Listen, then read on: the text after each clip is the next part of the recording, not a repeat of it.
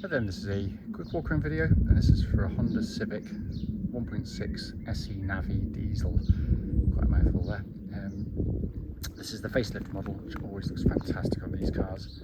Finished in passion red, which never looks as good in the videos or the photographs as it does in the flesh, because it's a beautiful colour on the car. And it sits really nicely with this new style front end on the car and the new headlights.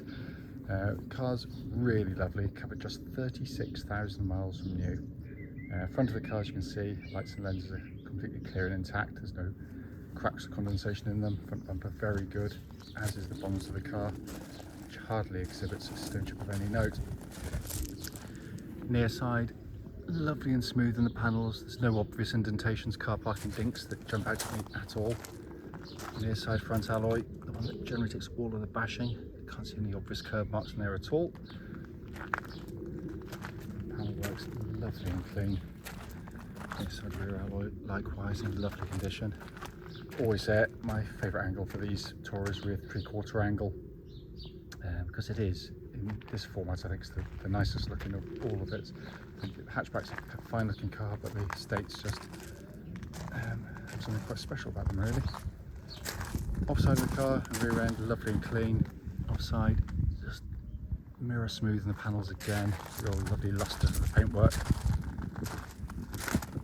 Offside rear alloy, absolutely unmarked. The remaining panel works absolutely lovely. It will, as I always say, I mean, you can't help it. It's a 7-year-old, 8-year-old car, whatever now. There will be the odd minor imperfection, but in all honesty, it's in lovely condition. Coming to the boot area now, absolutely cavernous, and as you'd expect of Honda, it's beautifully finished. It's been kept in very nice condition as well. Just coming to the back of the car, loads of rear leg room. Got the magic seats, so they fold up and fold absolutely flat as well. Clothwork is in lovely condition. Because they are family cars, so they do show the odd sort of tiny signs of use, but that's got to weigh far lighter of its years than most of them. Let's come to the front on the passenger side. Again, all very clean and tidy. Passenger seat in excellent condition. Finally come to the driver's door card. Again, very clean and tidy. Same with the footwell areas, nice and clean. And driver's seat, the only one that's going to show anywhere, and even that's minimal for the age of the car. Inside the car now, as I always have, I've got the engine running, so the dashboard can be seen illuminated, which frankly looks like new. It's in lovely condition. Sat nav, you can see working exactly as it should there. Just pop the car into reverse, you can see rear parking camera again working exactly as intended. Just to quickly show you, just 36,036 miles recorded. If I come back here, that's the view you get as a driver. In my humblest of opinions, I think that's the best dash design you're going to see anywhere, not only to look at, but also to use. Just to show you here, locking wheel nut and owner's manual pack, all here and present with the car. Right then, this is a road test video, and this is for a Honda Civic 1.6 SE Navi, and it's the Tourer edition. The car is registered RJ16YYM, and with a mileage of just 36,037 recorded. The reason for all of our videos, and especially actually this road test section, it's to ensure that if anyone's online looking at any of our cars, they get to see the very car advertised actually in operation. The reason we feel it's important is simply because, like far too many people, we've been to see cars which have looked absolutely fine in photographs or descriptions given, but only to find out when you drive the car it's got an obvious fault that shows up when you're driving it. Also done, by the way, on these very quiet country roads in this beautiful part of Gloucestershire, and this actually forms part of the road test route we take our customers on. The hope is then, of course, that it'll be representative of what you'd feel yourself should you be offered a test drive in the car.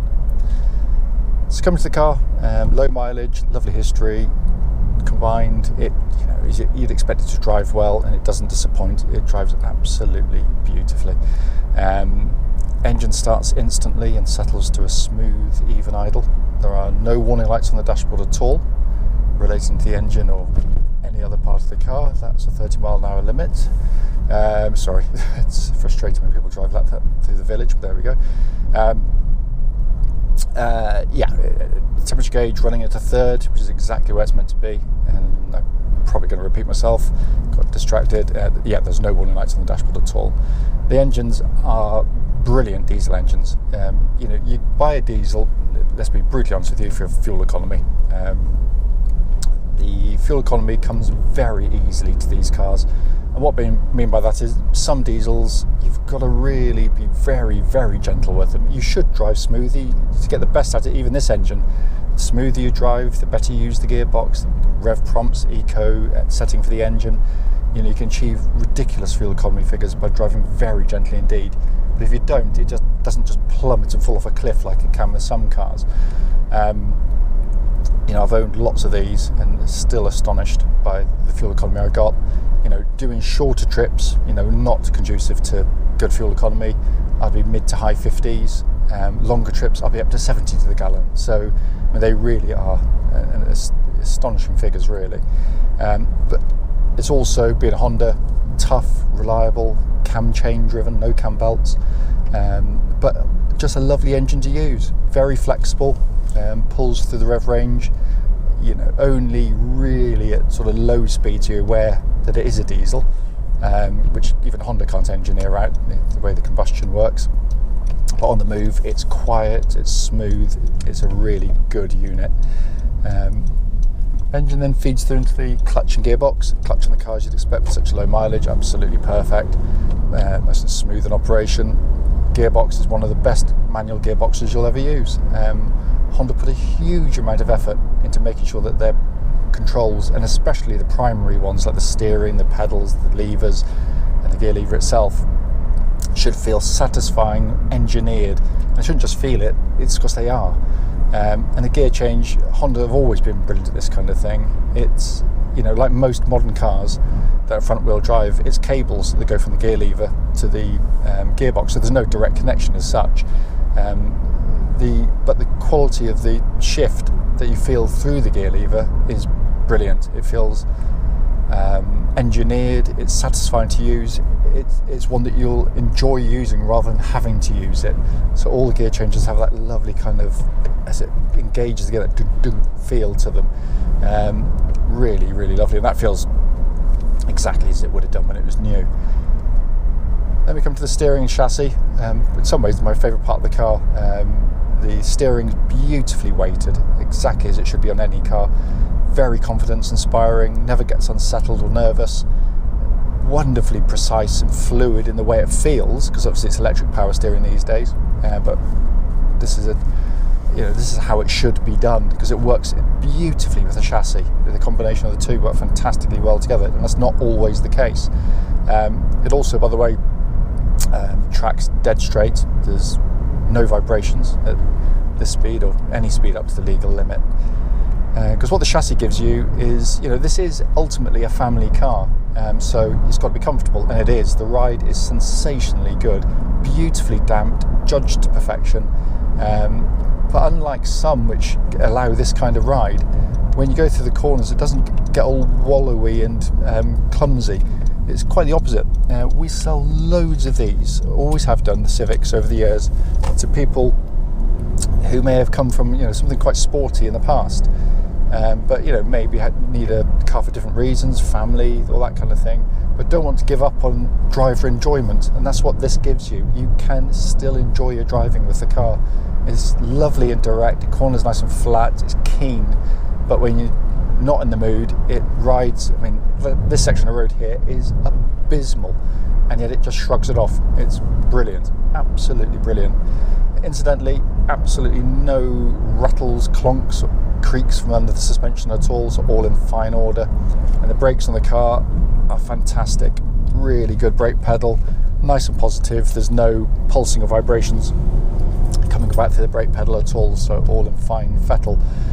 Worth pointing out, hopefully later today, the car will be heading off for its MOT, which is done independently of us, quite rightly so. And then to come inside the car, the first thing you notice in some ways when you get in the car is, especially when you're driving it, is the build quality, which you can't get across on the videos. Quite often estate cars, because they're not as structurally rigid as the hatchbacks, because it's a more open space,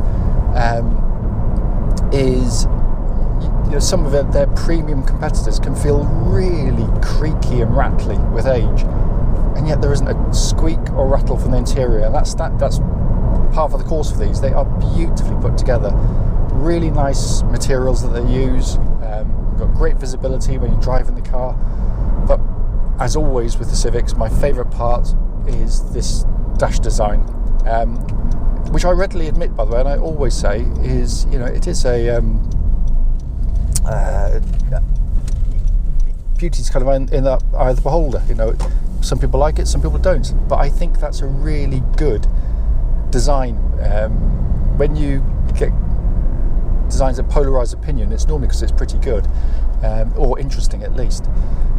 But the beauty of this is, it's not just for show, it works. Whether you like the look of it or not, no one can argue with the fact that ergonomically it's incredibly clever. The most conventional part, as always, is this centre part here, so it's like any normal car, just variations on exactly the same thing. You've got a sat-nav, which works nice and easily and all functioning properly. You've got a dual zone climate control, so you have different temperatures side to side if you so wish. That's pumping out absolutely ice cold air. But my favourite part, which I think is genius, and to Honda's eternal shame, they've gone back on it. I just don't understand why. I really don't. You've got an upper and lower deck, if you like, 2 tiers. The upper deck is mounted higher up than is normal on cars, above the line of the steering wheel.